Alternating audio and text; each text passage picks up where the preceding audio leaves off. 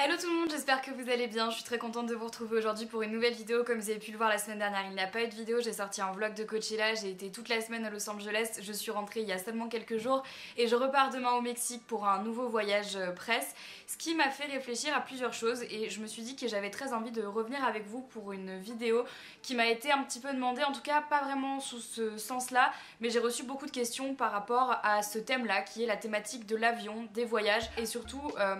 pas vraiment vous donner une explication ni une justification, mais vous parler un petit peu de l'avion en général, puisque j'ai reçu énormément de commentaires de gens qui me disaient que je pouvais pas en fait prôner des valeurs écologiques et aller dans le sens de l'écologie et parler de ça sur ma chaîne YouTube, sur les réseaux sociaux, etc. en continuant à côté à prendre l'avion et à voyager toujours autant. Et j'avais envie de vous faire une petite vidéo à ce sujet pour vous montrer qu'il y a des solutions pour limiter son impact environnemental quand on prend l'avion ou quand on prend les transports en termes général. Et je voulais vous donner mon point de vue là-dessus et voir un petit peu si on peut ouvrir une discussion avec vous sous cette vidéo. D'ailleurs, vous avez sûrement pu le voir, je me suis coupé les cheveux, donc là ce sont mes vrais cheveux, je n'ai plus d'extension, plus rien du tout, ce sont mes vrais cheveux que j'ai coupés parce que c'est le printemps et je me suis dit qu'il était temps que je change un petit peu de tête. Peut-être que j'y reviendrai, peut-être que j'y reviendrai pas, je ne sais pas, peu importe, on s'en fout aujourd'hui, on n'est pas là pour parler de cheveux comme d'habitude, mais je vous fais quand même un petit update. Donc on va parler de l'avion et de son impact environnemental. Donc vous n'êtes pas sans savoir que l'avion est le mode de transport qui est le plus polluant au monde. Après bien sûr le train, la voiture, tout ça, enfin l'avion c'est vraiment ce qui pollue le plus. Je suis quand même amenée à le prendre extrêmement souvent avec mon métier, avec aussi mes envies de voyage et parce que j'ai toujours voulu voyager, ça a toujours fait partie de ma vie. Il y a des destinations qui ne se font ni à la nage, ni en train, ni en vélo, ni en voiture, mais qui se font uniquement en avion malheureusement. C'est la raison pour laquelle je continue parfois à prendre l'avion et je vais vous donner du coup mes petits tips pour limiter mon impact environnemental quand je prends l'avion et surtout en termes général comment je fais. Alors ce qu'il faut savoir c'est que je prends l'avion quand je dois faire des très longues distances, à savoir pour partir à l'autre bout du monde. Typiquement là je reviens de Coachella, j'ai pris l'avion pour aller à Los Angeles parce qu'il n'y a pas vraiment d'autre moyen d'aller à Los Angeles que en prenant l'avion et je pars au Mexique demain également en avion. J'essaye majoritairement autant que je peux de prendre le train ou par exemple pour aller à Londres c'est l'Eurostar, pour aller partout en France c'est le train, si je dois partir du coup en Allemagne ou en Espagne je regarde également s'il n'y a pas des trains qui passent par là pour éviter d'avoir à prendre l'avion sur des petites distances, sur des vols en fait qui font entre 1 heure et 1 heure et demie parce que là pour le coup c'est une petite distance et on pourrait éventuellement la faire avec un autre moyen de transport qu'avec l'avion. Concernant mes déplacements personnels, j'ai une voiture mais je prends aussi les transports en commun. J'ai eu tendance à un certain moment de ma vie à prendre plus la voiture que les transports en commun parce que je me sentais plus en sécurité. Je vais vous parler d'un truc très concret, mais il y a un moment pour moi où ce n'était plus possible de prendre les transports en commun, ça devenait très compliqué, je me faisais suivre, je me faisais emmerder dans le métro parce que les gens reconnaissaient mes vidéos, donc il y avait des gens qui étaient sympas et qui voulaient juste prendre des photos et parler, etc. Mais t'as aussi des abrutis qui viennent et qui hurlent Enjoy Phoenix et qui te suivent en courant et qui rigolent quand tu passes. Donc pour moi les transports en commun ça commençait à devenir compliqué, je les prenais que quand j'étais avec d'autres personnes mais pas quand j'étais toute seule et la voiture c'est devenu un petit peu plus mon moyen de locomotion en termes général, sauf quand bien sûr je vais faire des courses à côté de chez moi ou quel cas je vais à pied ou voilà peu importe, mais si par exemple je vais à la gare, je prends ma voiture ou je prends un Uber et tout ce genre de choses là en fait je le fais en voiture. Donc la transition est en train de se faire dans l'autre sens et c'est cool parce que je vous assure que pendant un moment pour moi c'était vraiment chiant, enfin j'aimais pas non plus prendre ma voiture au quotidien, je préférais largement prendre les transports en commun pour plusieurs raisons. La première chose c'est que c'est plus rapide, c'est plus écolo, c'est juste que moi je m'étais fait une petite fixette et j'avais un petit peu délaissé ce mode de transport là, donc voilà. Et donc on arrive maintenant à l'avion et donc l'avion je vais vous expliquer un petit peu ce que moi j'ai fait pour limiter mon impact environnemental quand je pars sur des longues distances et sur des longues destinations. Pour limiter mon impact sur l'environnement, quand je prends l'avion pour aller par exemple à Coachella, je reste en général 2 ou 3 jours de plus sur place pour pouvoir compléter toute une semaine et rentabiliser entre guillemets le voyage que j'ai fait avec l'avion, le CO2 du coup que j'ai balancé dans l'air en prenant l'avion. Là par exemple je pars au Mexique pendant une semaine et je repartirai ensuite le mois prochain dans une autre destination et pareil je resterai plus d'une semaine. Mon idée en fait c'est de prendre l'avion mais de rentabiliser mon moment sur place pour limiter la casse entre guillemets, même si bien sûr ça ne rattrape pas tout et ça ne rattrapera jamais tout d'ailleurs. Je tiens d'ailleurs à préciser que dans ma transition écologique, j'ai toujours dit que je n'étais pas parfaite et qu'il y avait encore plein de points de ma personnalité à améliorer, et les transports en font partie et les voyages en font partie. Maintenant pour moi c'est quelque chose que j'ai encore du mal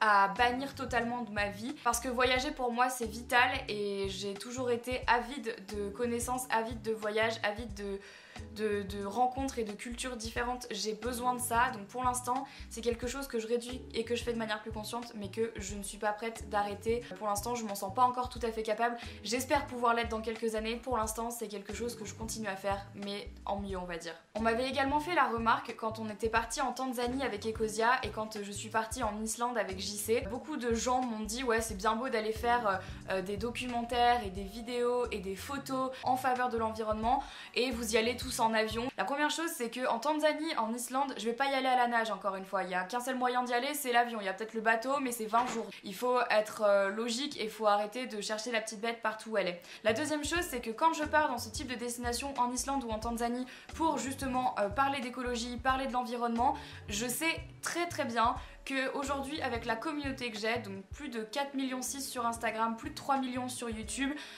ma parole peut peut-être inciter d'autres personnes à faire de même et à réfléchir sur leur impact environnemental et à réfléchir sur leur mode de vie, leur mode de consommation. Donc ça rentre dans la balance. Ce que je pollue effectivement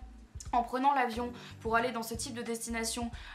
c'est pas terrible et forcément ça pèse lourd dans la balance, mais d'un autre côté toutes les personnes que je vais pouvoir peut-être influencer entre guillemets ou à qui je vais pouvoir faire découvrir un mode de vie un peu différent de ceux qu'ils ont, et que ces personnes là finalement vont faire des gestes au quotidien pour améliorer leur style de vie, pour améliorer leur impact sur l'environnement, et ben on peut plus ou moins considérer que ça pèse pareil dans la balance et que c'est un mal pour un bien.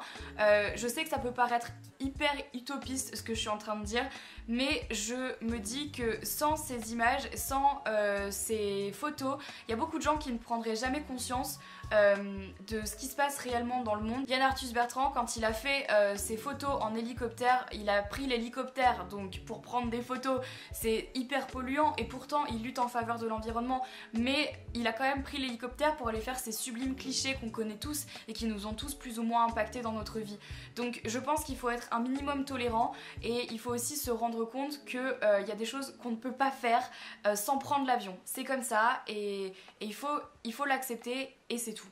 Et la deuxième chose que je fais également pour limiter mon impact sur l'environnement, c'est de compenser ma taxe carbone sur internet. Et il y a plein de moyens de faire ça et je vais vous montrer comment on procède. Je vous mettrai le lien d'ailleurs de la fondation Good Planet dans la barre d'infos que j'utilise moi pour compenser ma taxe carbone. En gros le site se présente comme ça. En gros ce site c'est un calculateur de votre empreinte carbone et ça vous permet de calculer combien d'émissions de CO2 vous faites quand vous voyagez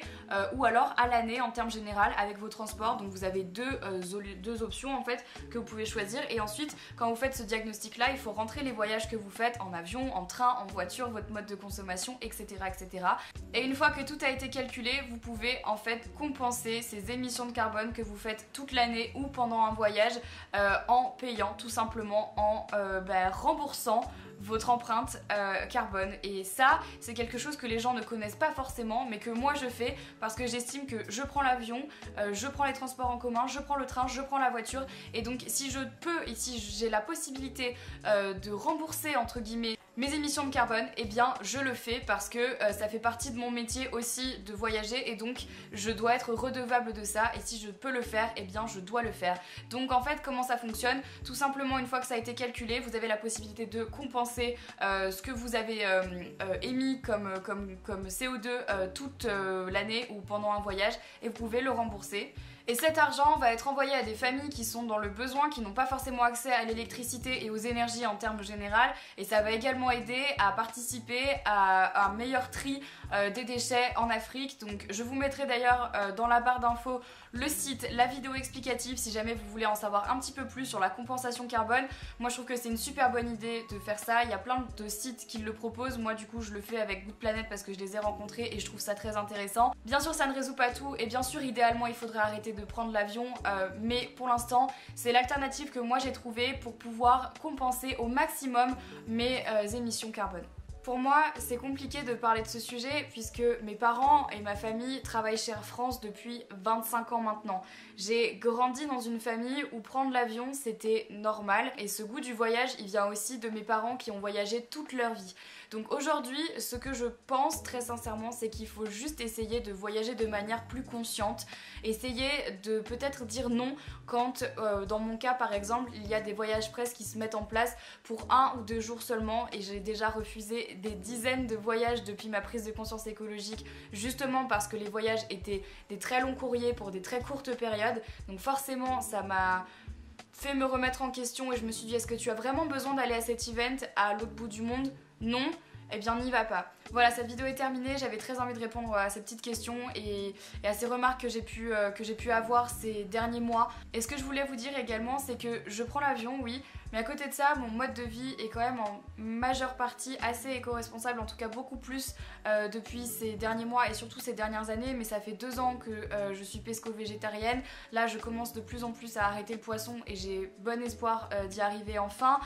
J'essaie vraiment de limiter ma consommation d'énergie en termes général. Je fais le tri sélectif, j'ai un compost, j'achète à 90% du temps toute mon alimentation dans des magasins bio, je fais du commerce de proximité, je ne prends pas ma voiture pour aller faire des courses, je n'ai pas de bouteilles en plastique chez moi, j'ai un système de robinet avec de l'eau qui filtre directement, je n'achète pas de bouteilles en plastique, je n'utilise pas de coton pour me démaquiller, quand j'ai mes règles j'utilise des options qui sont 100% éco-responsables, je vous en parlerai d'ailleurs peut-être dans une vidéo si jamais ça vous intéresse, mais je ne suis pas encore parfaite, je continue à me maquiller avec des produits qui ne sont pas toujours bio, je continue à acheter certains vêtements qui me plaisent même si ce ne sont pas des vêtements qui sont toujours made in France à 100%, je continue à mettre du vernis, je continue je continue à prendre ma voiture, je continue à regarder la télé, je continue tout ça, mais on n'est pas tous parfaits et j'essaye juste de faire du mieux que je peux pour peser le pour et le contre dans la balance et trouver un équilibre qui soit à peu près correct et c'est vraiment ce que j'essaye de faire. Sans compter bien sûr à côté ma boutique en ligne Leaves and Clouds qui effectivement est une boutique de vente en ligne avec des produits qui sont éco-responsables. On fait énormément de produits zéro déchet sur la boutique en ligne, des cotons réutilisables, des gourdes en inox, des pailles réutilisables, des auriculis. On fait pas mal de choses justement pour inciter les gens à prendre des bonnes habitudes et à changer leurs habitudes quant à l'environnement. Les produits sont majoritairement faits made in France ou made in Europe. Donc ce projet c'est vraiment un projet qui me tient à cœur et que j'ai monté il y a 1 an et que je voulais à côté pour inciter les gens à changer leurs habitudes. Et ça aussi c'est quelque chose que j'ai voulu faire parce que j'avais envie d'aider la planète. J'espère que cette vidéo vous a plu. S'il vous plaît, venez me dire dans les commentaires comment est-ce que vous limitez votre impact sur l'environnement avec les moyens de transport que vous utilisez. Est-ce que vous aussi vous faites attention maintenant quand vous prenez l'avion? Est-ce que vous le prenez plus? Est-ce que vous le prenez moins? Dites-moi comment vous faites et si vous aussi vous avez envie de faire un petit peu mieux. Je vous laisse avec plein d'informations dans la barre d'infos comme d'habitude. Je vous invite comme d'habitude à vous abonner à mes chaînes YouTube, ma chaîne de vlog et ma chaîne principale pour pouvoir être informé de toutes les nouvelles vidéos qui sortent, de regarder ma dernière vidéo et bien sûr d'activer la petite cloche juste ici, juste en bas pour être prévenu dès qu'une nouvelle vidéo sort. Merci d'avoir regardé cette vidéo jusqu'au bout, je vous aime très fort et je vous dis à la semaine prochaine pour une nouvelle vidéo, mais sinon à très vite sur ma chaîne de vlog. Bye bye.